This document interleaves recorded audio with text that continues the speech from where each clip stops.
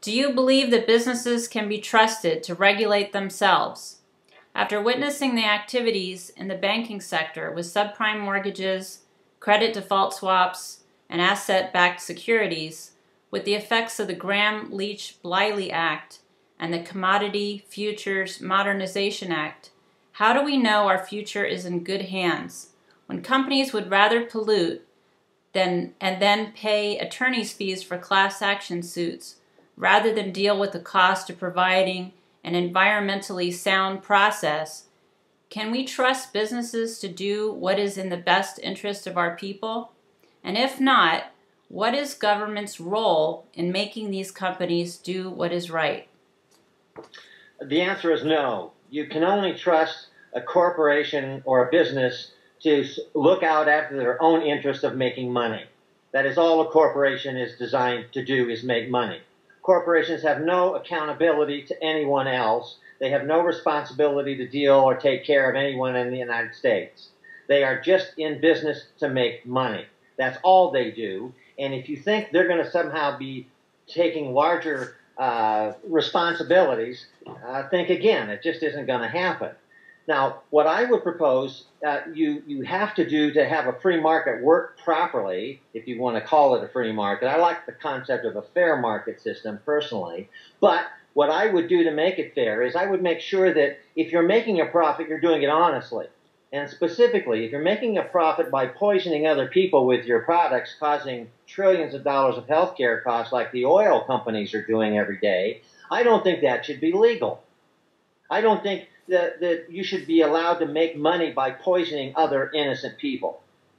So I think you need a fair market system that as long as corporations are playing by the rules, and the rules are, if you have to pollute to profit, you shouldn't be in business.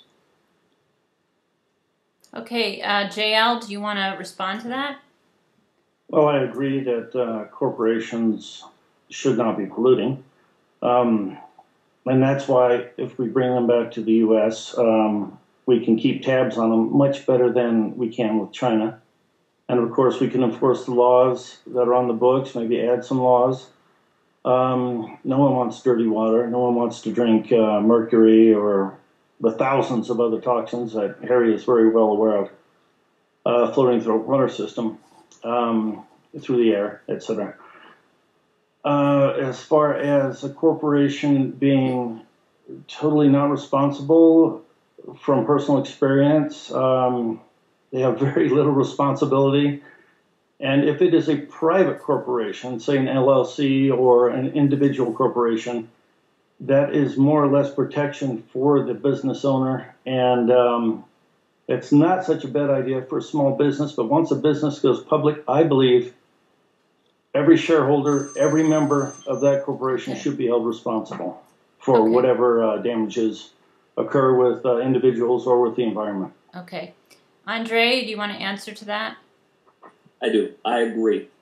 Businesses do not, we can't trust businesses to regulate themselves. It's just not going to happen. That's why we do have those pieces of legislation that regulate them in effect.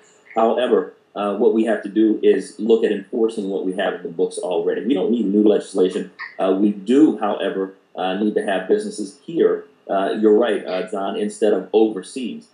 Because with that, they can run them up. They can produce and mass produce the products that will come back to the U.S. and poison us. That's why we had the lead poisoning incident with Chinese. We've had various other incidents here in the U.S. But even with that, even here in the U.S., businesses are not held accountable for what they're doing. The government's not really held accountable for what it's doing.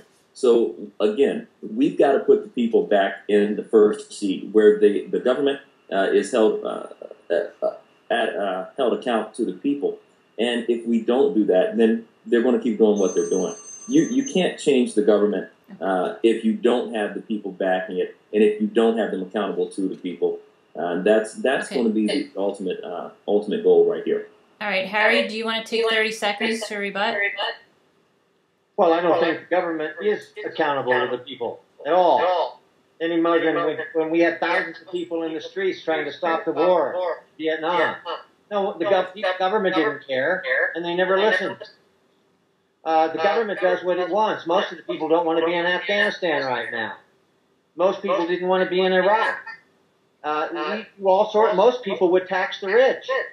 In fact, when we talk about budget deficits and taxes, very few people are aware that during the Republican administration of Dwight D. Eisenhower, the tax rate for the wealthiest Americans was over 90% every year, and that was a time when the American economy was never more prosperous than during the 1950s, with 90% tax rates on the super rich. Okay, so this thing about 12% or 10%, I really think you need to look at the fact that super rich people just get richer if you don't tax that well. Okay, and excuse me. Then you lose your democracy in the process because they buy up newspapers, they buy up television stations, and they get richer and richer, which we've been seeing take place, and they run the show.